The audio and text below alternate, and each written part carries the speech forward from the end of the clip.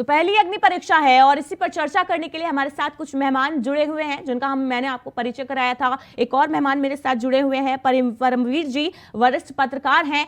तो अश्वनी शाही जी, सबसे पहले आपके पास आना चाहूंगी।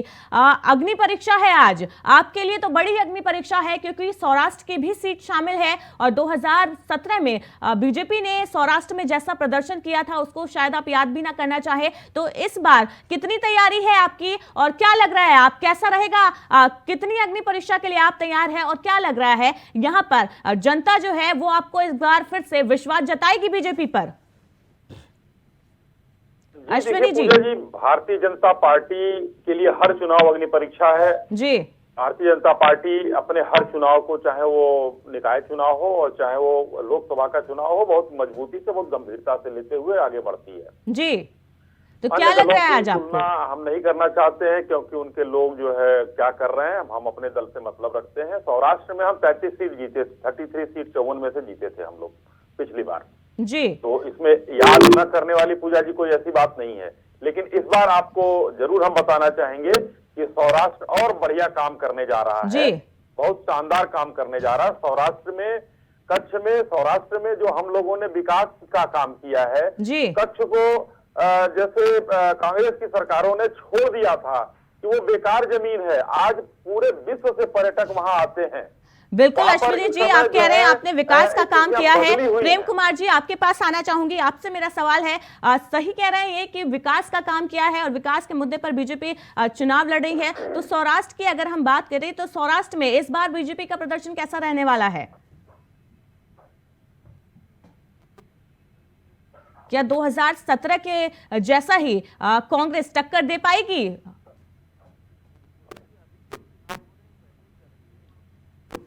नवासी सीटों में से 48 पर भारतीय जनता पार्टी काबिज है जी। जाहिर है बढ़त पर है, निश्चित रूप से बढ़त पर है जी। और सौराष्ट्र की जो आप बात बोले, खास तौर से अगर देखा जाए तो जो आदिवासी बहुल इलाके हैं जी, वहाँ जो सीटें 27 सीटें आदिवासी बहुल इलाकों में हैं और उनमें से पिछले बार कांग्रेस ने अच्छा प्रदर्शन किया था, 17 सीटें जीती थी, लेकिन बाद में 5 एमएलए कांग्रेस से चले गए बीजेपी के पास जी। तो इस तरीके से संख्या तो कम हो गई। अगर चुनाव से तुलना करें तो ये वो इलाका है जहाँ पर कि कांग्रेस ने मजबूती से प्रदर्शन किया था किसी और इलाकों के मुकाबले जी। इस हिसाब से ये देखा जा रहा है, माना जा रहा है कि ये पहला चरण जो है बीजेपी पहले से अच्छा प्रदर्शन करती है या कांग्रेस अपना प्रदर्शन सुधारती है या खुद को बचाती है, ये महत्वपूर्ण बात होगी जी। तो इस लिहाज से इसका महत्व है। आम आदमी पार्टी ने भी घुसपैठ की है, आदिवासी इलाकों में भी उसकी पहुंच बनी है, तो उसका कितना असर, किसको नुकसान पहुंचाएगा और किसको फायदा, ये है। एक बात और महत्वपूर्ण है कि इस बार के चुनाव में 80 साल से ज्यादा वाले वोटर, उनकी संख्या 10 लाख से ज्यादा है जी। अब गौर करने वाली बात है, 10 लाख से ज्यादा वोटर हैं जो 80 साल से अधिक उम्र के हैं और कांग्रेस और बीजेपी के बीच में फासला जो वोटों का है 22 सीट और 22 लाख वोट, ये फासला है। उस हिसाब से ये नए वोटर हो गए और नए वोटर जो हैं उनकी संख्या भी 6 लाख के आसपास बताई जा रही है, एग्जैक्ट फिगर आप देखेंगे तो ये नए वोटर और 80 साल से अधिक उम्र के वोटर पर भी सबकी नजर है कि उनका रुझान और रुख क्या रहता है। बिल्कुल परमवीर जी, 2002 के बाद से अगर हम देखें तो यहाँ पर जो मुकाबला है वो द्विपक्षीय रहा है, लेकिन इस बार त्रिकोणीय मुकाबला है। आम आदमी पार्टी की एंट्री हुई है बड़े जोर शोर के साथ, तो क्या लग रहा है आम आदमी पार्टी जो बीजेपी को टक्कर देने के लिए उतरी है उसमें कितना सफल होती नजर आएगी? आम आदमी पार्टी गुजरात में पहली बार एक लिटमस टेस्ट देने जा रही है जी। अभी उनकी मशीनरी, जो चुनावी मशीनरी होती है वो नहीं है, उसकी टेस्टिंग एंड ट्रायल अब हो जाएगी, पता लग जाएगा। जैसे कि मैं एग्जांपल कोट करूंगा, पंजाब में भी लोगों ने कोशिश करी थी आम आदमी पार्टी ने, लेकिन पहली बार में वो लोग सफल नहीं हो पाए थे, उसके बाद सरकार बना गए थे। तो इस बार तो कोई आम आदमी पार्टी का टेस्ट है, कोई ज्यादा अच्छे प्रदर्शन की उम्मीद नहीं है, नई पार्टी है। बीजेपी 27 साल से लगातार गुजरात में बने हुए है, तो जाहिर सी बात है उनके विरोध में, विरोध नहीं कहेंगे, मतलब उनके पक्ष में एक एंटी इनकम्बेंसी होती है। 27 साल बहुत लंबा पीरियड होता है। सौराष्ट्र की जैसे आज बात करें, सौराष्ट्र में नेचुरली बहुत प्रॉब्लम है वहां पर, वहां पर आपको पानी की समस्या हो या वहां पर आदिवासी समस्या हो, बॉर्डर एरिया है पाकिस्तान से लगता हुआ, स्मगलिंग के रूट्स बहुत होते हैं वहां पर, तो इन सब चीजों के ऊपर काम करा है भाजपा ने, तो कांग्रेस भी काम करती रहती। लेकिन मैं यहाँ पर एक पॉइंट मैं कंक्लूड करना चाहूंगा, आम आदमी पार्टी जो भी नुकसान करेगी वो कांग्रेस का करेगी। बिल्कुल। तो भले गुजरात में नहीं, भले वो पंजाब में हो या दिल्ली में हो, उन्होंने भाजपा के वोट बैंक में चेयर नहीं लगाया, वो कांग्रेस का वोट बैंक उनकी तरफ आया है। तो कांग्रेस और आम आदमी पार्टी में मुकाबला जरूर है, लेकिन भाजपा के लिए त्रिकोणीय मुकाबला अभी मैं नहीं मानता हूँ। जी बिल्कुल। मेरे साथ मेरी सहयोगी बबीता भी न्यूज रूम से लाइव जुड़ी हुई है। बबीता, आपके पास आना चाहूंगी। आम आदमी पार्टी की अगर हम बात कर रहे हैं तो ग्राउंड जीरो की अगर हम बात करें तो जो अरविंद केजरीवाल हैं वो सीधा नरेंद्र मोदी को टक्कर देने के लिए चुनावी मैदान में उतरे हैं और उन्हीं के नक्शे कदम पर वो चलने की कोशिश भी कर रहे हैं। हिंदुत्व की बात हो और चाहे फिर आतंकवाद की बात हो, वो इन्हीं सभी मुद्दे और ज्यादातर जो उनके मुद्दे रहे हैं वो स्थानीय मुद्दे और दिल्ली मॉडल पर उन्होंने एंट्री की है और यहाँ पर गुजरात में वो दिल्ली मॉडल के उस पर ही चुनाव प्रचार कर रहे हैं। तो ग्राउंड जीरो की बात करें तो वहां पर हालात कैसे नजर आते हैं? जो है आम आदमी पार्टी के जो अरविंद केजरीवाल हैं, सीएम अरविंद केजरीवाल, वो उन्हीं मुद्दों को भुनाने की कोशिश कर रहे हैं जिन मुद्दों पर जो है बीजेपी लगातार प्रचार करती रही है, जिन मुद्दों पर बीजेपी लगातार जिनकी पकड़ है, तो उन्हीं मुद्दों को भुनाने की कोशिश करती है। वही मैं आपको ये भी बता दूं कि आम आदमी पार्टी की अगर बात कर ली जाए, जमीनी तौर पर वो ज़्यादा मुद्दे उठा रही है, स्थानीय लोगों के मुद्दे ज़्यादा उठा रही है, क्योंकि आम आदमी पार्टी यहाँ पर भी पंजाब की तरह इतिहास दोहराने की कोशिश कर रही है, क्योंकि वो चाहती है कि इस बार गुजरात में भी उसी तरह से वो जीते जिस तरह से उन्होंने पंजाब में एक इतिहास रचा था, उसी तरह से, क्योंकि 27 साल से बीजेपी यहाँ पर काबिज है, तो 7वां रिकॉर्ड वो बना पाएगी या नहीं बना पाएगी, काफी ज्यादा चुनौतीपूर्ण भी लग रहा है, क्योंकि इस बार मुकाबला त्रिकोणीय देखने को मिल रहा है। अगर पिछले चुनावों की भी बात कर ली जाए तो 2017 में कांग्रेस ने काफी बड़ी टक्कर उन्हें दी थी, काफी तगड़ी टक्कर देखने को मिली थी, और क्योंकि 99 सीटों तक सिमट कर रह गई थी बीजेपी, और कहा जा रहा था कि अगर इतिहास की बात कर ली जाए बीजेपी के 27 साल के इतिहास में ये सबसे खराब प्रदर्शन 2017 में देखने को मिला था। तो इस बार भी बीजेपी के लिए काफी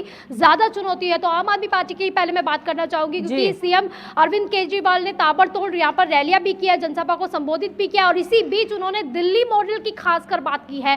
दिल्ली मॉडल की खासकर बात इसलिए भी की गई है क्योंकि स्वास्थ्य यहाँ पे सबसे बड़ा मुद्दा है, शिक्षा यहाँ पर सबसे बड़ा मुद्दा है, और अगर ग्रामीण क्षेत्रों की बात कर ली जाए तो गुजरात में ग्रामीण क्षेत्र सबसे ज्यादा है। तो ग्रामीण क्षेत्रों में अगर वो जुड़ने की कोशिश करते तो यहाँ पर ज्यादा से ज्यादा बेरोजगारी और जिस तरह से महंगाई को लेकर काफी ज्यादा सरकार को घेरने की कोशिश की जा रही है। और अब तो एक और मुद्दा जुड़ गया है, मोरबी का मुद्दा भी जुड़ गया है, क्योंकि जिस तरह से पुल टूटा था, हादसा हुआ था, तो क्योंकि मोरबी बीजेपी का गढ़ माना जाता है, वहां पर बीजेपी लगातार जीतती आई है, लेकिन इस बार जो है मोरबी कितना ज्यादा चुनौतीपूर्ण बीजेपी के लिए होने वाला है, क्योंकि अरविंद केजरीवाल लगातार स्थानीय मुद्दों को उठाने की कोशिश कर रहे हैं। तो वहीं पर क्योंकि पिछले अगर चुनावों की बात कर ली जाए तो पाटीदार आंदोलन काफी ज्यादा बीजेपी के लिए चुनौतीपूर्ण रहा था, जिसके कारण जो है बीजेपी ने काफी सीटें जो है गंवा दी थी। लेकिन इस बार जो है हार्दिक पटेल को ही उतार दिया गया है, जो आंदोलन का मुख्य रूप थे, मुख्य जो चेहरा थे, उनको उतारा गया है। लेकिन इस बार देखने वाली बात होगी कि बीजेपी क्या इस बार अच्छा प्रदर्शन कर पाएगी, या फिर उसकी जो सीटें जो 99 सीटों तक थी वो उससे भी कम सीटों पर आ जाएगी। बिल्कुल बबीता, देखना होगा कि बीजेपी इस बार कैसा प्रदर्शन कर पाएगी, क्या जो आंकड़े हैं उनको बढ़ा पाने में, वोट प्रतिशत को बढ़ा पाने में कामयाब हो पाती है। अश्विनी जी, आपसे जानना चाहूंगी कि बीजेपी 27 सालों से गुजरात में है और पीएम नरेंद्र मोदी के नाम पर ही वोट जो चुनाव है वो लड़े जाते हैं। गुजरात की ही नहीं, बाकी चुनाव की भी बात करूं, किसी भी अन्य प्रदेश की हो या फिर निकाय चुनाव हो, हर जो चुनाव है बीजेपी ज्यादातर तो प्रधानमंत्री नरेंद्र मोदी के चेहरे पर लड़ती है, और क्योंकि उसको अच्छे से पता है कि लोग प्रत्याशी को नहीं नरेंद्र मोदी को वोट देते हैं। लेकिन कब तक और पीएम मोदी के नाम पर ही वोट आप मांगते रहेंगे? क्योंकि गुजरात की अगर हम बात कर रहे हैं तो गुजरात में जब से पीएम मोदी केंद्र में गए हैं उसके बाद 3 मुख्यमंत्री तो आप बदल चुके हैं, लेकिन उनकी छवि भी पीएम के आगे हमेशा दबी दबी सी ही नजर आई है। देखिए, अगर हमारे नेता माननीय प्रधानमंत्री जी हैं तो उनके नाम पर वोट मांगना क्या गुनाह है कि हम ना मांगे उनके नाम पर? ये विपक्ष में चर्चा क्यों बनी रहती है कि उनके नाम पर वोट मांगते हैं? क्या उनसे डरता है विपक्ष? लेकिन जो क्षेत्रीय विकास है वो तो प्रत्याशी करेंगे ना, तो इसलिए प्रत्याशियों के नाम पर वोट मांगने चाहिए ना। कौन से राज्य में प्रत्याशियों के नाम पर वोट मांगा जाता है? कौन सा जो है अरविंद केजरीवाल ना जाए प्रचार करने? इटालिया को कौन जानता है? वहाँ के जो है जो लोग हैं उनको कौन जानता है? क्यों जाते हैं अरविंद केजरीवाल जी मांगने? ये देखिए पूजा जी, ये कहने की बात है जी। प्रत्याशी के नाम पर वोट मिलता है, प्रत्याशी के नाम पर भी वोट होता है, लेकिन पार्टी बड़ा होता है, संगठन बड़ा होता है और संगठन का नेता उसका नेतृत्व करता है, इसलिए उनके नाम पर वोट मांगा जाता है। ये लोग कहने की बात है। माननीय मोदी जी से लोग डर रहे हैं क्योंकि 18 राज्यों में हमारी सरकारें हैं, वो नेता हैं हमारे, और हम उनका नाम लेने में क्या दिक्कत है? हम उनको उनकी जय जयकार करेंगे। माननीय नाम लेने में कोई दिक्कत नहीं है, लेकिन जी हमारे नेता हैं तो हम उनकी जय जयकार करेंगे ही करेंगे। बिल्कुल आप जय जयकार कीजिए, लेकिन जो मुख्यमंत्री हैं जो प्रदेश के, वहां के लिए तो वही काम करेंगे ना, केंद्र से पीएम मोदी तो नहीं काम करने आएंगे। पूजा जी, आपत्ति क्या है? अगर हम अपने नेता के नाम पर वोट मांग रहे हैं, नेता हमारा प्रचार कर रहा है, तो आपको या विपक्षी दलों को आपत्ति क्या है? अब क्यों है? काम करने कौन आ रहा है, कौन नहीं आ रहा है? संगठन है, विश्व की सबसे बड़ी पार्टी है और हमारा संगठन काम कर रहा है और हम सामंजस्य के साथ काम करते हैं। आप वहां की बात कीजिए कि हमने कच्छ में क्या किया। मैंने कच्छ की बात की आपको, आप गोधरा के दंगों की बात करते हैं, लेकिन गोधरा में हुए विकास की बात नहीं करते। लेकिन आपको नहीं लगता कि ये जो राष्ट्रीय सुरक्षा है, आतंकवाद का मुद्दा है, हिंदुत्व का मुद्दा है, राम मंदिर का जो मुद्दा है, ये बहुत पुराना हो गया है, जनता अब इनसे बोर हो रही है। अब रोजगार की बात होनी चाहिए, हाँ, अब जो आधुनिकीकरण उनकी बात होनी चाहिए, रोजगार और जो पुरानी पेंशन बहाली, जो स्थानीय मुद्दे हैं उन पर बात होनी चाहिए। ऐसा नहीं लग रहा आपको? पूजा जी, एकदम लग रहा। स्थानीय मुद्दे सभी, राम मंदिर का मुद्दा जब था, हम अपने एजेंडे में लेकर चल रहे थे उसको, तब सभी, लेकिन जब अभी भी चुनाव प्रचार हम देखते हैं तो वहां पर भी इन्हीं मुद्दों पर बात होती है और इन्हीं मुद्दों को उठाया जाता है बीजेपी की तरफ से, चाहे आतंकवाद हो, हिंदुत्ववाद हो, राम मंदिर हो। सारा सवाल एक साथ कर लीजिए, आप जवाब तो सुन लीजिए। सुनिए, आप कहिए। मैंने शुरू किया, फिर आपका एक सवाल आ गया, तो ये सवाल सुन पाएगा? नहीं, बोलिए, आप बोलिए। कोई जी। पूजा जी, राम मंदिर का मुद्दा हमारे एजेंडे में था और एजेंडे में हमने राम मंदिर को, भव्य राम मंदिर आज माननीय सुप्रीम कोर्ट के आदेश से बन रहा है जी, लेकिन एजेंडे में किसके था? हमने कोई विरोध नहीं किया था, कांग्रेस के एजेंडे में नहीं था, कांग्रेस ने उसका विरोध किया, आम आदमी पार्टी ने उसका विरोध किया। तो इन लोगों के एजेंडे में ये लोग पूछते थे तारीख कब बताएंगे, तो तारीख भी हमने बता दी और वापस शिलान्यास भी हो गया, 2023 में उद्घाटन भी हो जाएगा भव्य राम मंदिर का। तो हम उसको लेकर चले। अब आप कह रहे हैं पुराना हो गया, भाई पुराना हो गया। हम राम मंदिर अगर हमारे एजेंडे में था, 370 हमारे एजेंडे में था, 3 तलाक हमारे एजेंडे में था, तो ये हम इन चीजों को करेंगे। सीएए संविधान की चीज है, हम उसकी बात करते हैं तो भी लोगों को बुरा लगता है, सीएए एनआरसी की बात करते हैं तो भी बुरा लगता है। बुरा लगने वाली बात इसलिए है कि देश को भ्रमित करके रखा गया इतने दिनों से। राम को कपोल कल्पित बताया गया। राम मंदिर के नाम पर 19 में जो चुनाव हम लोग अपने एजेंडे में लेकर चल रहे थे, कांग्रेस ने हलफनामा देकर उसका डेट बढ़ाने के लिए कहा, तो ये उस समय राम मंदिर का डर था। आज मैं उसी विकास की बात कर रहा हूं, उसी लोकल आप जिसकी बात कर रही हैं। गोधरा में हमेशा याद किया जाता है, गोधरा से पूछिए तो लोगों को दंगा ही पढ़ाया गया है, क्योंकि कांग्रेस ने 12वीं की किताब में उसको डाला था। अर्जुन सिंह जी एचआरडी मिनिस्टर थे, उन्होंने लिखा था कि गोधरा में हिंदू मुस्लिम दंगे हुए 2002 में और दिल्ली में जो सिखों का नरसंहार हुआ था उसको हिंसा लिखा था। हमने सुधारने का काम किया था 2018 में। वहां पर लिखा कि गुजरात के दंगे हुए थे, हमने कोई ये नहीं लिखा, लेकिन वहां हिंदू मुस्लिम दंगे पढ़ाए जाते थे और यहाँ पर हिंसा पढ़ाई जाती थी, जबकि काटा गया था, इसको दंगा नहीं कहा गया था।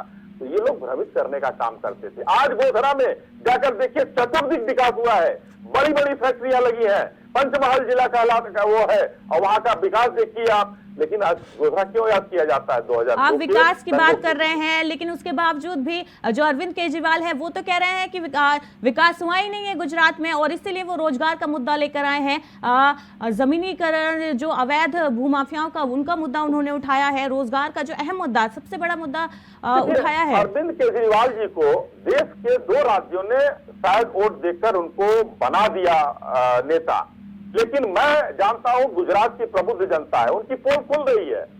मैं उदाहरण देकर आपको समझाना चाहता हूं, 1 मिनट का समय लूंगा। बिजली का बिल माफ करते हैं दिल्ली में, और आप लोग शायद दिल्ली में रहने वाले हैं। दिल्ली में पेंशन बंद है सबकी, लेकिन वहां पर 7% बिजली के बिल में 7% पेंशन का सरचार्ज लेते हैं। ये चोरी करते हैं। जल बोर्ड इनके आने के बाद घाटे में हो गया, बिजली बोर्ड इनके आने के बाद घाटे में हो गया, बसों में घोटाला हुआ, स्कूल कोई नया बना नहीं, अस्पताल कोई नया बना नहीं, ये सिर्फ करते हैं। आज शराब के उसमें जो है ये लोग, इनकी पोल खुल गई है, शराब में वसूली, शराब का घोटाला, और जेल मंत्री जेल में किस तरीके से फिजियोथेरेपिस्ट बना दिया है उन्होंने, तो ये सारी चीजें खुल गई हैं।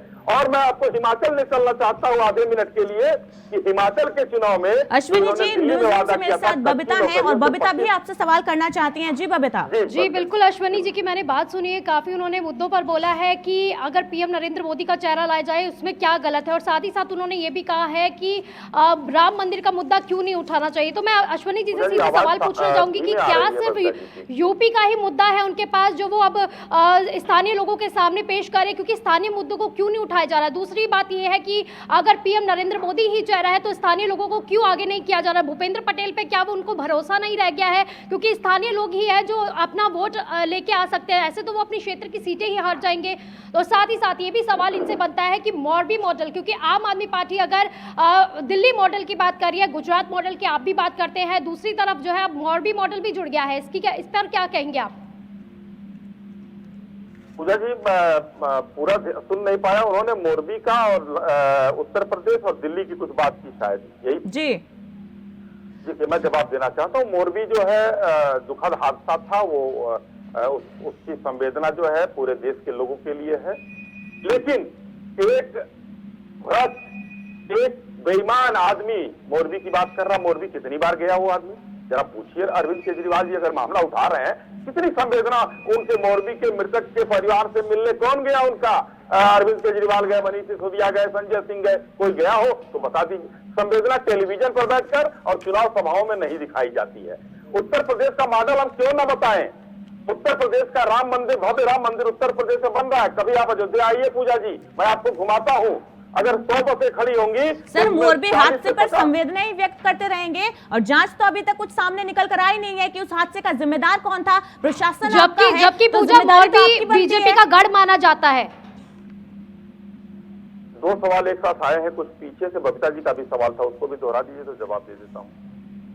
बबीता कुछ कहा है जी बिल्कुल, मैं अश्विनी जी से पूछना चाहूंगी क्योंकि वो कह रहे हैं कि संवेदना व्यक्त की गई है लेकिन जांच अभी तक नहीं हो पाई है, क्यों अभी तक किसी पर कार्रवाई नहीं हो पाई? और दूसरी ये बात है कि जिस तरह से कहा जा रहा है विकास, क्योंकि मोरबी आपका गढ़ रहा है सर, काफी समय से आप जीतते आए हैं, तो मोरबी पर क्यों नहीं अभी तक एक्शन ले पाए हैं आप?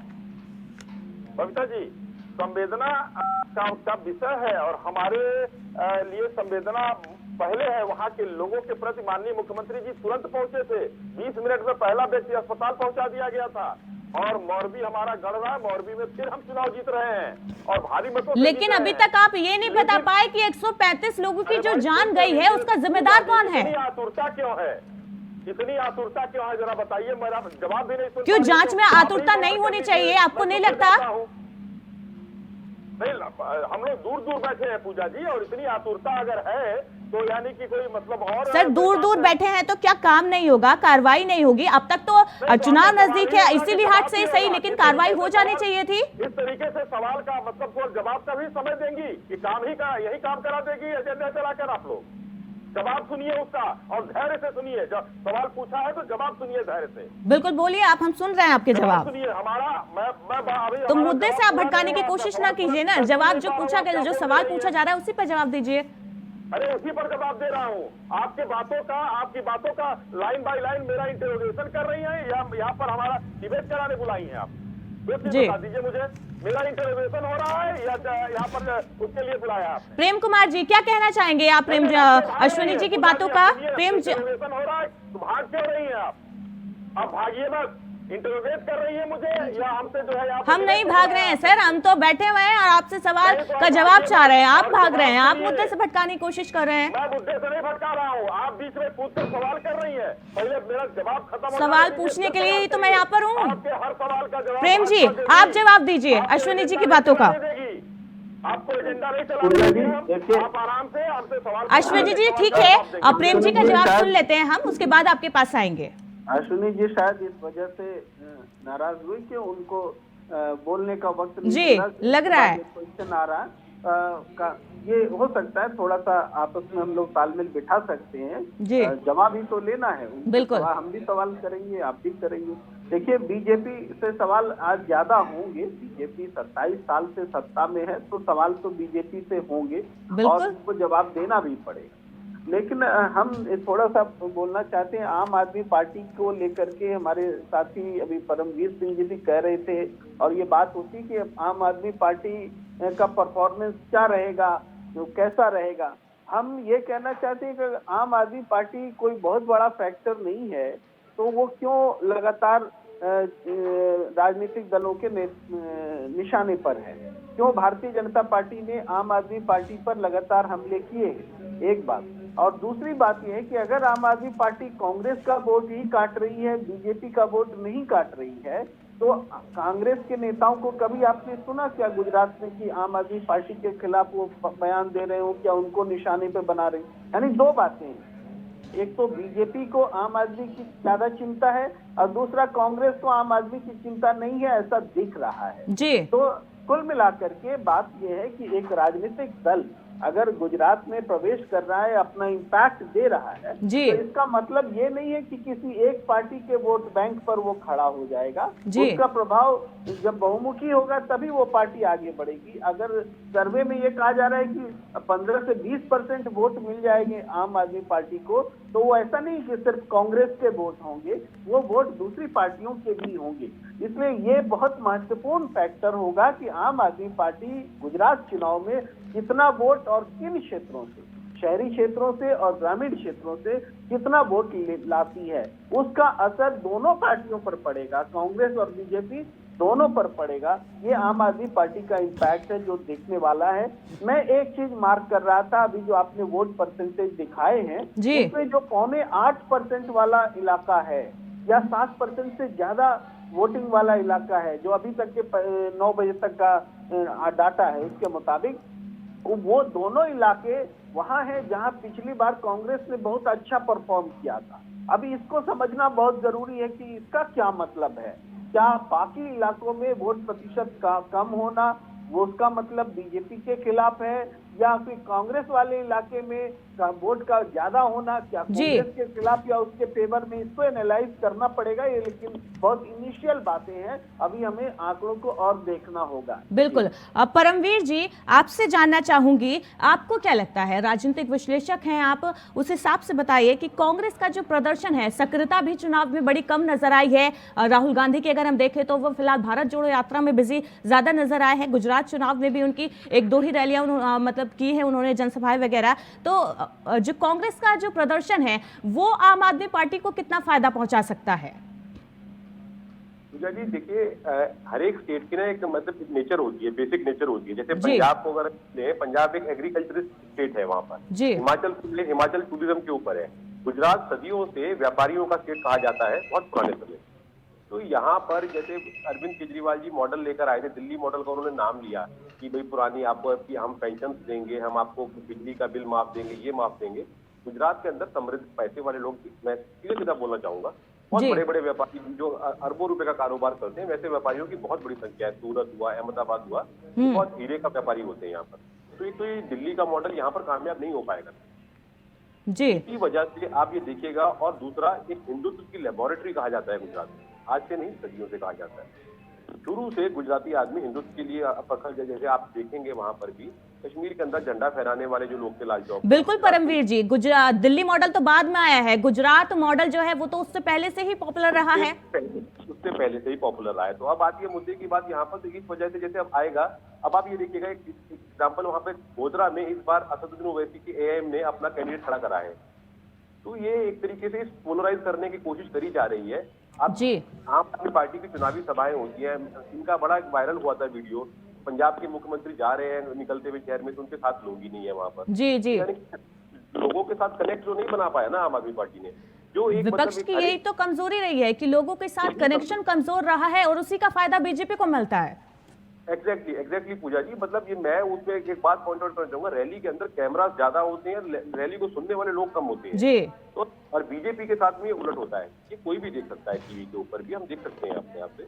तो चुनाव का माहौल जो है समझ में आना शुरू हो जाता है वहां से। इस वजह से मैं नहीं समझता हूँ कि आज जो बीजेपी से नाराज तबका है, कई बार होता क्या, हर एक इलेक्शन में माना जाता है कि कोई आदमी टिकट मांग रहा है, उसको टिकट नहीं मिलता, ऐसा तक के जाते हैं वो लोग। तो इस तरीके का नुकसान बीजेपी को होगा, लेकिन डायरेक्टली आम आदमी पार्टी का पब्लिक में भी कनेक्शन नहीं है जी। पॉइंट ऑफ ये पंजाब की स्थिति मुझे बनती दिखती है, वो अब चुनाव में पता चल जाएगा। अगर ये कह रहे हैं कि 15% वोट शेयर ले जाएंगे, ये पंजाब में पिछली बार चुनाव में कम वोट लेके गए थे, इस बार सरकार बना गए सत्ता में, तो वो लिटमस टेस्ट है। अगर आप, मैं तो कहूंगा अगर 5 सीट भी आप आदमी पार्टी निकालता है गुजरात से, तो पास है जी। बाकी समय बताएगा इसमें क्या। बिल्कुल समय बताएगा। अश्विनी जी अब बताइए, आप मोरबी पर क्या कुछ कह रहे थे, आप अपनी बात रखिए अब शांति से।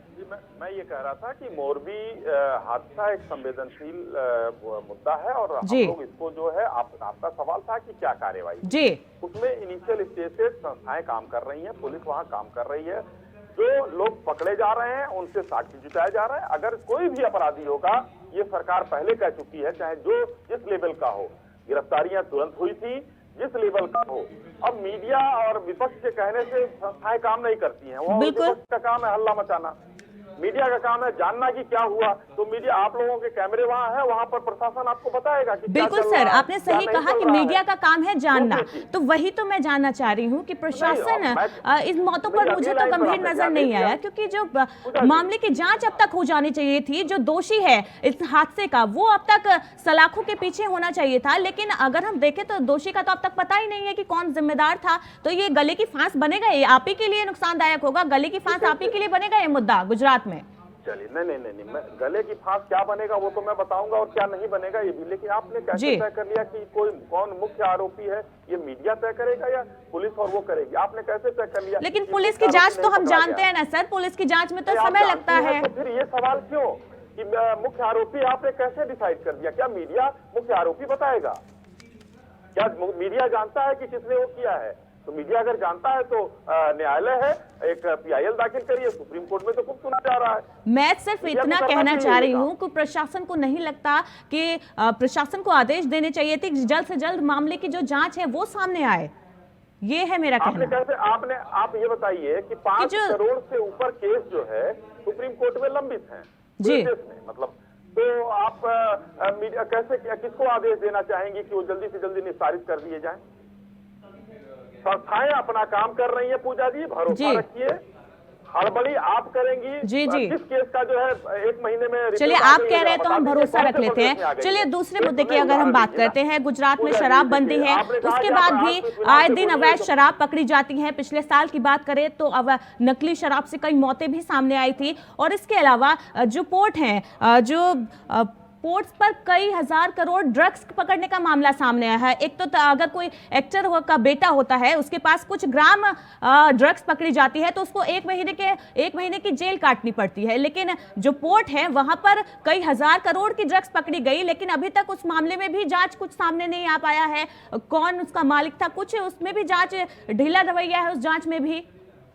पूजा जी, चुनाव चल रहा है और आपने 2 सवाल उठाए और उसी सवाल में आपका जवाब दिया। आपके इस समय सारे रिपोर्टर जैसे बबीता जी हैं, बाकी और भी रिपोर्टर होंगे, गुजरात में भी होंगे। आप इस पर एक स्टोरी बनवाइए जी। और आपने जो सवाल किया कि अवैध शराब पकड़ी जा रही, आपने ही कहा वहां पर ड्रग्स पकड़ी गई, तो ये तो सफलता है, विफलता थोड़ा ही है। इसको विफलता थोड़ा ही कहेंगे। वहां तो पुलिस सक्रिय है, प्रशासन सर विफलता तो इसलिए है कि अवैध शराब की एंट्री हो, अवैध जो ड्रग्स है उसकी एंट्री हो गई। कहां से वो आ रहा था ड्रग्स? देश है, इतना बड़ा देश, सुरक्षा में चूक ही तो है एक। बबीता आप कुछ कहना चाह रही हैं? जी बिल्कुल, मैं सुन रही थी पूजा, क्योंकि काफ़ी चीज़ों को सफलता बताई जा रही है। मेरा सवाल अश्विनी जी से है कि ये सफलता कैसे हुई है? ये तो एक तरह की विफलता में ही गिना जाएगा, क्योंकि शराब अगर अंदर आ रही है तो कहाँ से आ रही है?